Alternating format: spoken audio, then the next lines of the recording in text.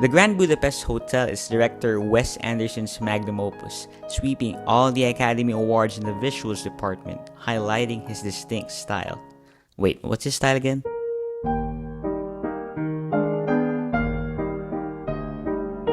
With a budget of a measly $25 million, a small offering for most Hollywood directors, Anderson went to work. After his extensive, albeit confused research on Austrian novelist Stefan Zweig, he began concocting a fictionalized Zebrauka where his hotel would take place.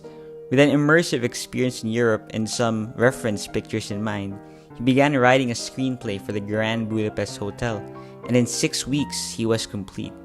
The filming began in Germany from January to March 2013 and released on March 28 of the next year in the United States.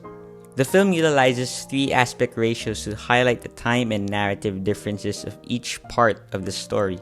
The first begins with a girl entering a cemetery to pay homage to the author, followed by the young author and his experiences in 1960s Zebrauka, and then 1930s Zebrauka, where most of the story takes place. As much as I'd like to say that this film did well without Hollywood, one of its best aspects is done by a Hollywood company. The colors. Crank up the saturation to 11, induce a fair bit of nostalgia, and keep the tone soft, and you'll get the eye candy that is the Grand Budapest Hotel. The surreal and colorful look of fascination in Agatha, the shot of Gustave and Zero inside the truck, the museum chase sequence, the wobbly and snappy taxi scene, and the symmetry reigning supreme.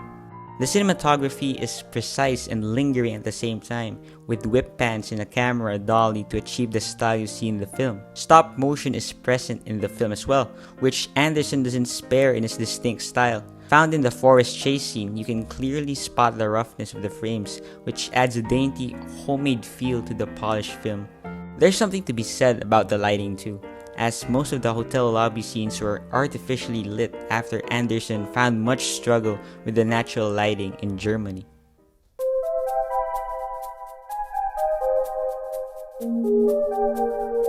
As unique as Wes Anderson's narrative style is, there is a common factor in some, if not all, of his works. It always seems to be a story within a story. In the film, we are taken from the story of a girl who visits an author in a cemetery into the story of the author in the late 1960s, visiting an old hotel past its glorious past, and then finally, the owner of the hotel, Zero Moustafa. There is much to discuss here about the characters and the actors behind them, with multiple pleasing, if not exciting tidbits of information about them.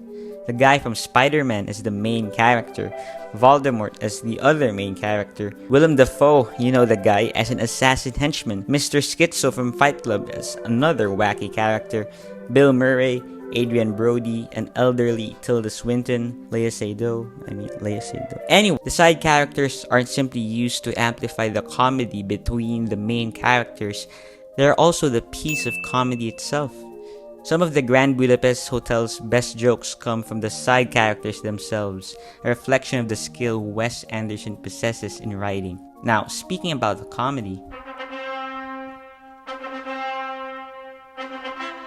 the comedy in this film may be sparse in the beginning, but it livens the pace up with its bait-and-switch moments, subversive writing, and its quirky characters, heroes and villains alike. My favorite piece of comedy in the whole film is the whole gag with the cat being thrown off a window, and yeah.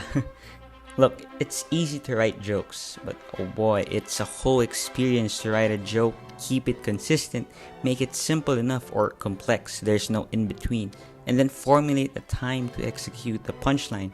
And the film does this so well, yet so naturally. Heck, I didn't know this was supposed to be a comedy film until I did a quick search on my phone. Willem Dafoe being a menacing and heartless assassin, the soup metaphor being mentioned, the monastery scenes with the monks and Serge dying, and not to mention Zero and Gustave themselves are highly entertaining pieces of comedy. But let's not forget the prison escape sequence and that ASMR ladder, and the museum chase scene are all exemplary in their own right. But what stands out as the most absurd and comedic scene in the whole movie is the climax at the very end. Guns blazing in a Wes Anderson film? Check. A hilarious chase scene between Dimitri and Agatha? Check. A hearty conclusion at the end? Check.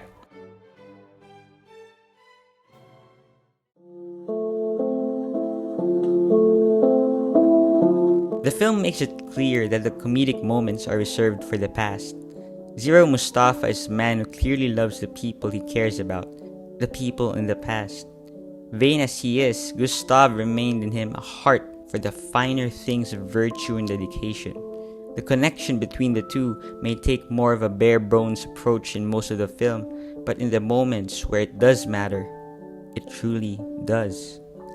The Grand Budapest Hotel is a flamboyant display of architecture, its guests old, blonde, and rich fashionistas looking to have a wild time with Monsieur Gustave, if you know what I mean. But behind that exterior, the film tells a story through the most basic storytelling device: time. After 30 years and a change of owners, the Grand Budapest Hotel is lonely, nearly in shambles, yet stuck in this moment of time. Looking to the past, the author listens to the story of the now old Zero, who is now the owner of the hotel.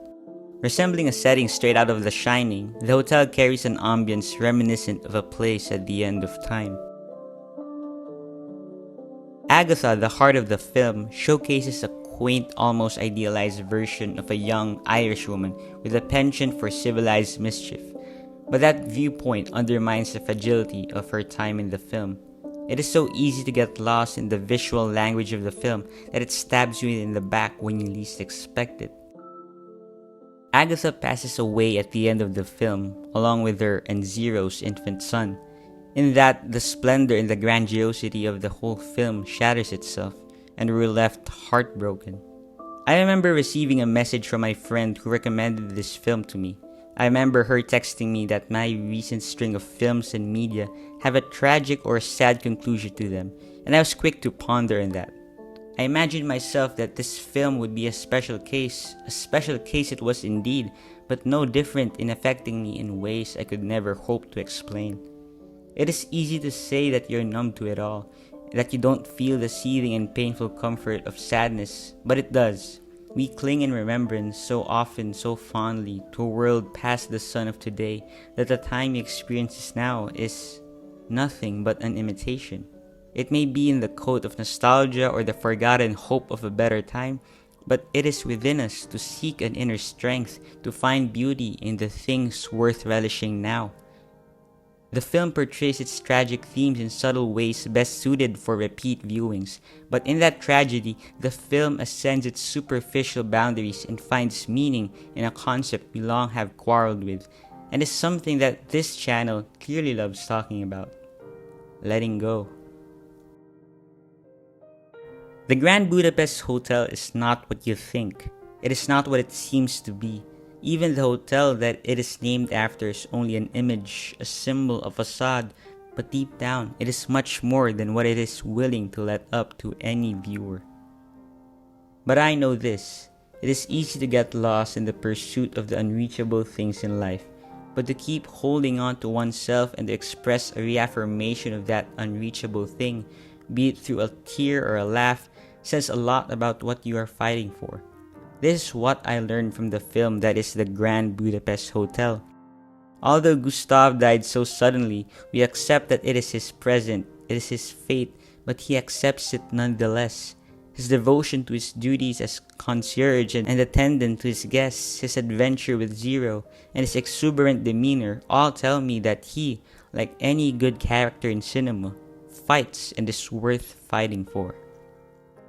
People fear they won't get what they want. The most dreadful and unattractive person only needs to be loved, and they will open up like a flower. Thank you for watching.